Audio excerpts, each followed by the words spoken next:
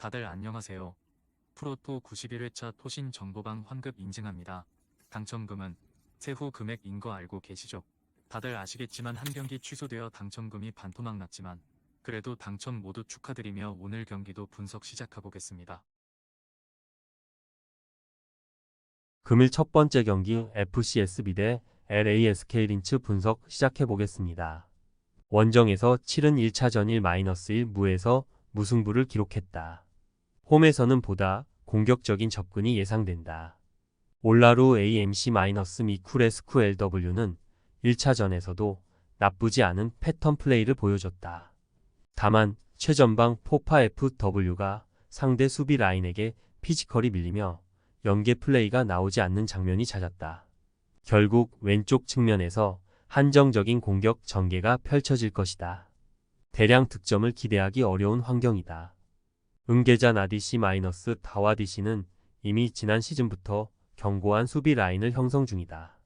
또한 에주마디엠-수투디엠의 수비 가담과 라두노비치디에가 공격 전개에 거의 참여하지 않는다는 점을 고려한다면 LASK의 엉성한 공격 전개는 충분히 감당할 수 있을 것이다. 홈에서 펼쳐진 1차전에서 리드를 잡지 못했다. 이번 경기 역시 4-2-3-1 시스템을 기반으로 맞불 작전을 펼칠 것으로 보인다. 다만 이들의 핵심 이선 자원 주레이 MC 결장한다. 대체 출전이 예상되는 핀토르 LW는 경기를 조율하는 유형이 아니다. 결국 타위 LW-우소르 RW의 개인 능력에 의존하는 공격 전개가 예상된다. 류비시치 FW의 고립은 이어질 것으로 보인다. 스몰시치 DC-GL이스 DC는 탄탄한 피지컬을 바탕으로 FCSB의 일선 자원을 제압하는 모습이었다. 상대 역시 한정적인 득점 루트를 보여주고 있기 때문에 충분히 기민한 대처가 예상된다. FCSB가 나름대로 홈에서 주도권을 잡으려 할 것이다. 다만 LASK의 수비 밸런스는 확실히 견고하다. LASK 역시 공격 작업에 문제가 생긴 만큼 상당히 지루한 공방전이 예상된다. 결국 승부는 연장전으로 흘러갈 것이다. 금일 두 번째 경기 하츠 대 풀잼 분석 시작해보겠습니다. 원정에서 치른 1차전 1-0패에서 석패를 당했다. 이번 경기에서도 3-4-2-1 시스템을 통해 속공 위주의 공격을 전개할 것이다. 다만 역습을 주도하는 바르가스 RW-그랜트 LW가 호흡은 물론 상대의 밀집 수비에 전혀 영향력을 선사하지 못하는 모습이었다. 결국 최전방 장신 스트라이커 샤클랜드 FW의 제공권을 노리는 단순한 공격 전개가 이어질 것이다. 후반 막판 실점을 제외하면 켄트 DC- 킹슬리 DC- 롤스 DC의 103는 훌륭한 조직력을 선보였다. 또한 델빈 CM- 보아탱 CM 역시 훌륭한 수비 가담을 보여줬다. 풀젠의 단순한 공격 전개에 충분히 대응이 가능해 보인다. 홈에서 펼쳐진 1차전에서 리드를 잡았다. 이번 경기 역시 3-5-2 시스템을 기반으로 실리적인 운영 방침을 내비칠 것이다. 다만 바술린 FW-지르카 FW의 제공권과 침투를 노리는 방식은 하트의 밀집 수비에 전혀 영향을 주지 못했다. 결국 답답한 공격 전개가 예상된다. 그럼에도 예멜카디시- 흐라낙디시- 드웨디시는 지난 시즌부터 맞춰온 호흡을 통해 훌륭한 수비 조직력을 자랑했다. 술츠 CM- 체르브 CM- 칼바흐 CM의 수비 가담과 함께 촘촘한 밀집 수비가 형성될 것이다. 하트의 측면 자원들은 이들의 밀집 수비에 고전할 것이다. 두 팀 모두 수비 조직력을 바탕으로 경기에 임한다. 상당히 지루한 경기가 될 수밖에 없는 경기다. 하트는 득점이 필요하지만 현 시점의 공격 전개로는 풀젠의 밀집 수비를 절대 공략할 수 없을 것이다. 풀젠이 리드를 끝까지 지킬 것으로 보인다. 금일 세 번째 경기 토폴라 대 테라비브 분석 시작해보겠습니다. 원정에서 치른 1차전 3-0패에서 완패를 당했다. 무려 2명이나 퇴장당하면서 쉽게 무너지는 모습이었다. 4-3-3 시스템을 통해 득점을 노리려 할 것이다. 다만 최전방 반작 FW의 퇴장으로 요바노비치 RW-스타니치 FW-시르코비치 LW라는 어색한 3톱이 가동될 것이다. 호흡을 얼마 맞춰본 적 없는 이들에게 대량 득점을 기대하기는 어렵다. 수비 라인 역시 변화가 생길 것이다. 조르제비치 DC의 퇴장으로 스테바노비치 DC의 파트너는 요바노비치 DC가 될 것이다. 이들은 이번 시즌 5경기도 호흡을 맞추지 못했다. 득점을 위해 라인을 올려야 하는 상황에서 텔 아비브의 측면 자원들에게 애를 먹을 수밖에 없는 구조다. 홈에서 펼쳐진 1차전에서 완승을 거뒀다. 크게 앞서고 있는 만큼 1차전보다 느린 템포의 경기가 예상된다. 라유스 LW- 다 RW의 스피드를 기반으로 속공 위주의 공격을 전개할 것으로 보인다.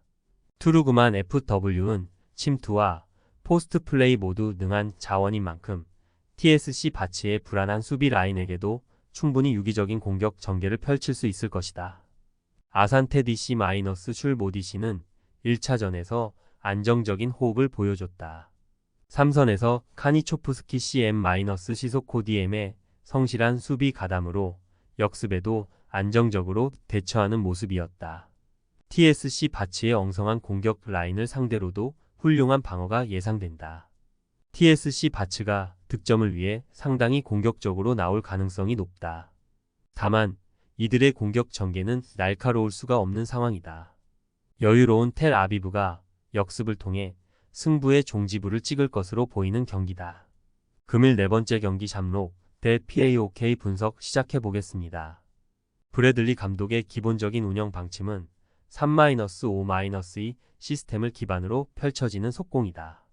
다만 이번 경기에서 일말의 희망이라도 살리기 위해선 라인을 올려 적극적으로 경기에 임해야 될 것이다. 다만 3선에서 와츠 CM을 제외하면 전진 패스에 능한 자원이 없다. 주전 윙어 클락 LM도 출전하지 못하는 가운데 최전방 파루지아 FW-그린 FW의 침투를 노리는 단순한 공격 전개만이 예상된다. 대량 득점을 기대하기 어려운 것이 사실이다. 루체스쿠 감독은 4-2-3-1 시스템을 중심으로 지공 위주의 공격 전개를 펼친다. 이미 4골 차의 리드를 안고 있는 만큼 1차전보다 소극적인 경기 운영이 예상된다. 타이손 LW-지브코비치 RW의 침투와 돌파 능력을 통해 라인을 올릴 수밖에 없는 샴록의 배후 공간을 적절하게 파괴할 수 있을 것이다. 또한 콘스탄텔리아스 AMC는 신입생 찰로프 FW와 훌륭한 시너지 효과를 내고 있다. 지공과 속공 상황을 가리지 않고 유기적인 공격 전개가 예상된다. 샴록이 극적인 반전 드라마를 위해 적극적인 공세를 펼칠 것이다.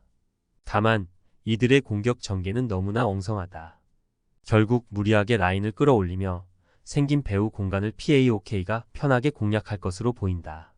금일 5번째 경기 바냐 루카 대 페렌츠 바롯이 분석 시작해 보겠습니다. 지조비치 감독은 4-2-3-1 시스템을 통한 속공 전개를 선호한다. 홈이지만 전력상 우위인 페렌츠 바로스에게 주도권을 내주고 실리적인 운영 방침을 보여줄 것으로 보인다. 다만 공수의 연결고리 역할을 수행해야 할 사비치 AMC가 1차전에서 상대의 압박에 아무 활약도 펼치지 못하는 모습을 보여줬다. 결국 쿠라신 RW-코비치 LW의 개인 능력에 기반하는 단순한 공격 전개가 이어질 것이다. 최전방 루키치 FW 역시 솔로 플레이에 능한 자원이 아니기 때문에 답답한 경기력은 유지될 것으로 보인다. 얀센 감독은 4-2-3-1 시스템을 기반으로 지공 전개를 펼치는 것을 선호한다. 이번 경기 역시 주도적인 경기를 펼칠 수 있을 것이다. 다만 이선 자원 자찰이 아센 AMC 상대의 밀집 수비에 영향력을 행사하지 못하는 모습이었다. 최전방 바르가 FW 역시 부상 복귀 이후 아직 컨디션이 올라오지 않은 모습이었다. 결국 이번 경기 역시 트라오레 LW-벤 롬단의 RW의 개인 능력에 의존하는 답답한 공격 전개가 예상된다. 바냐 루카의 밀집 수비를 공략하기엔 세밀한 플레이가 부족한 것이 사실이다. 페렌츠 바로스가 주도적인 경기를 펼칠 수 있을 것이다. 다만 이들의 공격 전개는 바냐 루카의 밀집 수비에 고전할 수밖에 없는 구조다. 결국 두 팀은 지루한 공방전을 펼치다 연장전으로 경기를 끌고 갈 것으로 보인다. 금일 6번째 경기 라피드 빈 대 브라가 분석 시작해 보겠습니다. 클라우스 감독은 1차전과 다르게 4-2-3-1 시스템을 기반으로 주도적인 경기를 펼치려 할 것이다. 다만 이들의 공격의 시발점 역할을 수행하는 그르기치 디엠가 이번 경기를 출전할 수 없는 상황이다. 대체 출전이 예상되는 오스왈드 디알는 전문 3선 자원이 아니다.